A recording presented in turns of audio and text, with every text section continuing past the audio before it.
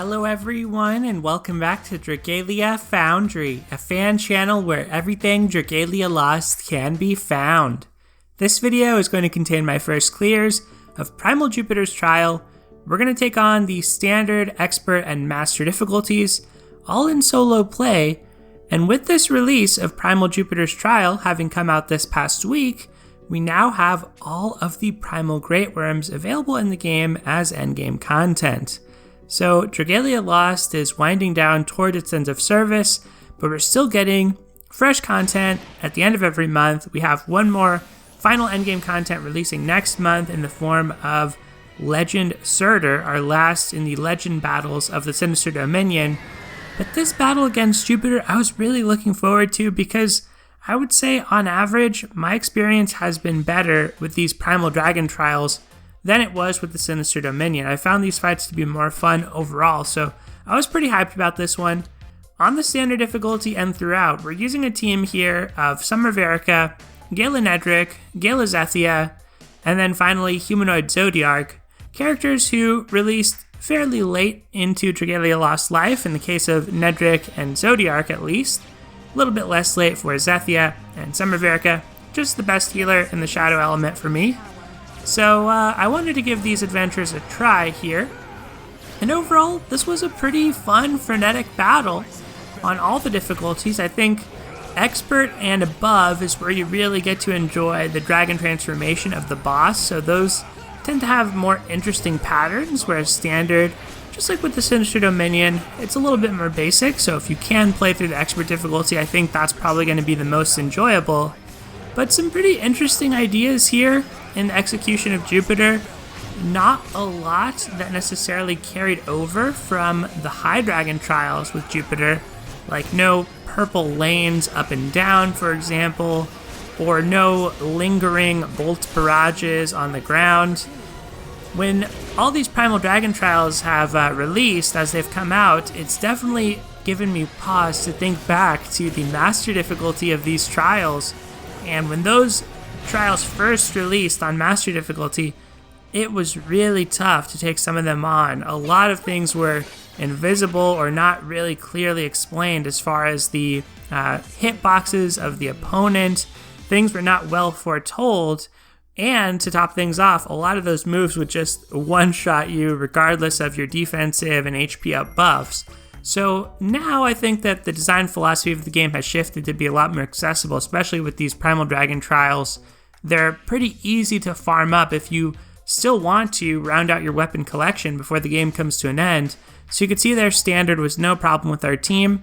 Now granted, I have played a good amount of Primal Zodiark, mostly on autoplay though, but I do have all of my adventures here with weapons from Primal Zodiark's trial, so they're not using Agito weapons, and those Agito weapons are going to be less effective in these battles because of Curse of Nihility, limiting all of the buffs that you can get from those Agito weapons.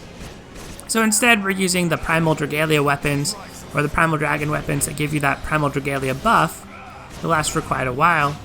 Nedric, we're not really seeing a whole lot of his unique play pattern here in the earlier difficulties, but the interesting thing with Nedric, he's fantastic for the Cloud Escape because of his special property he has, but this was really my first time using him in harder content outside of that, and I noticed it's definitely a little bit of a challenge using him. Like, you have to kind of be prepared to dodge and make sure that you don't die, which of course is true of any adventure, but the reason it's especially true of him, as you can see I use Blazing Animus there, that replaces his HP gauge with 3 soul charges, which essentially lets you take 3 high damage attacks, or 2 high damage attacks, the third will kill you. But basically you have 3 HP charges and you ignore lower damage attacks that don't take out a significant portion of your HP bar. So on one hand it can make him very good and very tanky, especially with the right co-ability supports and defensive worm prints. On the other hand, you could quickly get caught up in a barrage of attacks that will ultimately lead to your demise. You can see here I've already lost 1 of my soul charges. The good thing is those recover every 15 seconds or so, I think it is. So you do have an opportunity to get them back. I got 1 back there and I'm back up to 3. But because of this, Nedric doesn't necessarily really need a healer on the team. So although Summer Verica is here, she's basically here to make sure my AI stay fine and doesn't really help too much with Nedrick. And honestly, the AI, they're not really taking a whole lot of damage outside of that one unavoidable move. They're usually pretty good at dodging stuff, so Verika's role is kind of limited here, and I've even seen some players on Reddit post builds where they're using Nedrick as their healer with 2 healing shared skills. That actually seems like a pretty solid idea, and maybe even an idea that could be used for auto battle purposes, just because the AI is usually pretty good at avoiding damage anyway. One thing that this team is a little bit lacking is poison, and we have plenty of Shadow Blight, but poison's another nice affliction to enable affliction punishers. I only really have it through a shared skill. I'm using Formal Joachim's shared skill, and I put it on Summer Verika, but the uptime doesn't seem to be especially great, even with her having Azazel. It might be that she's not really getting close enough to Jupiter to actually use that skill, but I say that, and then again, never mind, because Primal Jupiter gets poisoned right after I say that, so maybe it's just fine. But anyway, Expert difficulty was really no problem for us here. A lot happening on the screen though, and that's something I'm going to revisit when we get to Master difficulty here in a second.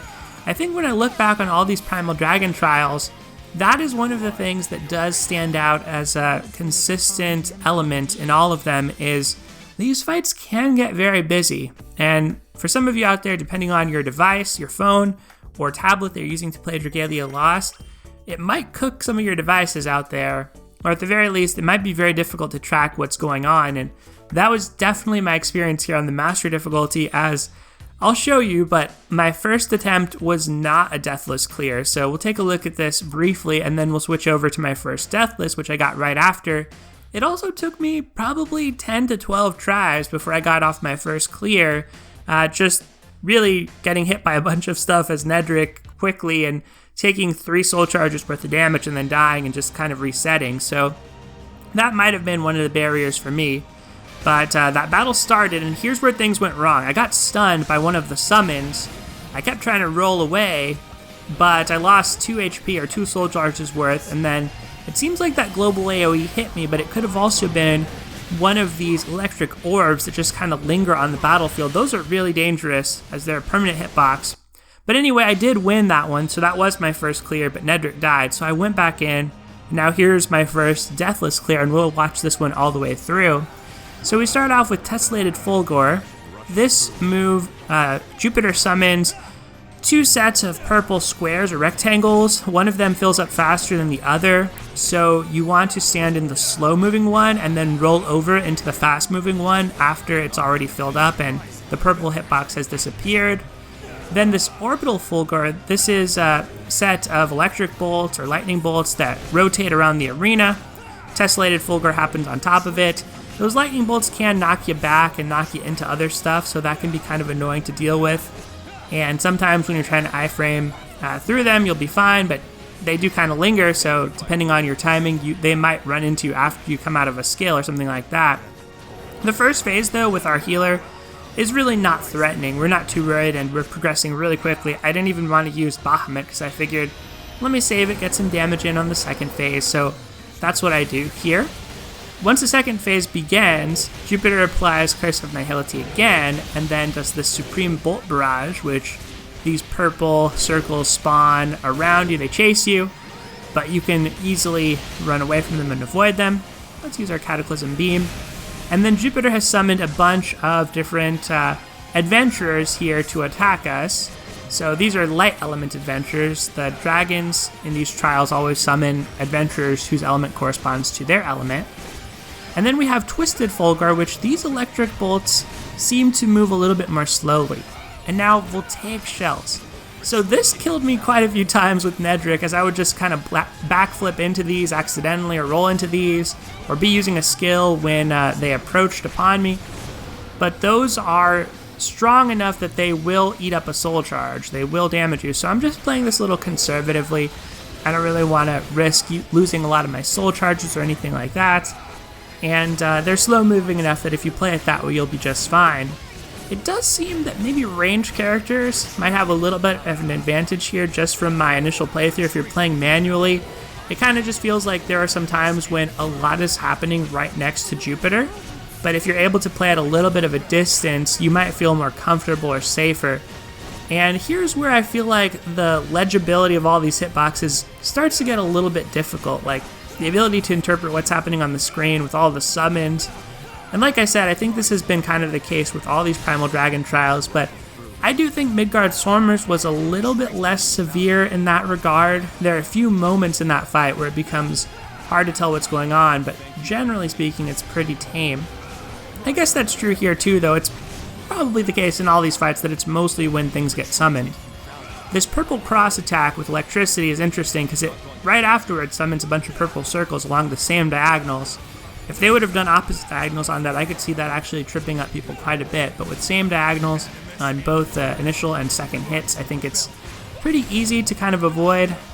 Now we have a blitz attack, happens fairly quickly, and once we get to that HP mark, Jupiter uses the screen wipe move that is also going to get everybody to low HP. As far as afflictions go, I have full paralysis res in my whole team with this, so I'm not too concerned about afflictions, but that being said, I also don't know necessarily which all of Jupiter's moves cause paralysis, because I resisted it every time.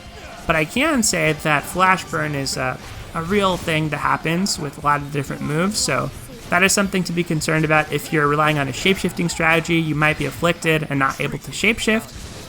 We get this move again, and once again, I want to play it conservatively, especially as you saw, I got down to 1 soul charge, and still am actually. So just try to be really cautious here.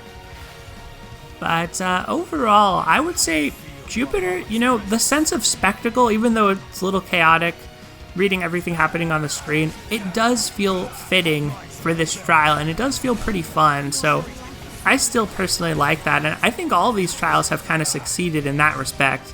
The other thing to point out is if you are having trouble just reading everything going on screen, you can change the game's visual effects to basic, and that's going to remove a lot of the special effects of your own teammates when they're using their skills, and thereby there's just less going on to potentially distract you. Like, one thing that's going on here for sure is by having Gala Zethia on my team, I have a whole extra Bahamut doing these large attacks.